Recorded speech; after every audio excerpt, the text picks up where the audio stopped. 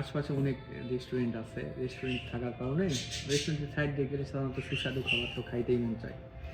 আসি সিম্পল একটা সিঙ্গারা কিংবা এই টাইপের, এটা সাধারণত উজবেক খাবার, সিঙ্গারা টাইপের, ভিতরে মাংস দিয়ে বানা। তো এই টাইপের কিছু একটা খাইতে আসে অনেক সময় হয়ে যায় কি আরও অনেক কিছু খাইতে মন চায়। দেখা যাচ্ছে এটার দাম কোরিয়ান 4000 ওয়ান, কিন্তু অন্য কিছু খাইতে গেলে এর চেয়ে যদি একটু, এটা সর্বনিম্ন দামের খাবার, এর চেয়ে একটু যদি বেশি দামের কিছু খাইতে যাই তাহলে 15,000 20,000 ওয়ান এমনিতে চলে যায়।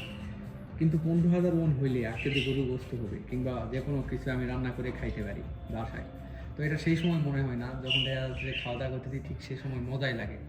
পরে গিয়ে রুমে যাওয়ার পর মনে হয় যে আসলে যদি আমি এই খাবারটা না খাই অন্য কিছু খাইতাম, যদি আমি এই টাকাটা নিয়ে যাই কিছু কেনাকাটা করে বাইরে কিছু খাইতাম, রুমে রান্না করে কিছু খাইতাম, 1 কেজি গোস্ত হইলে আমার ধুমছে 1 সপ্তাহ চলে যাইতো।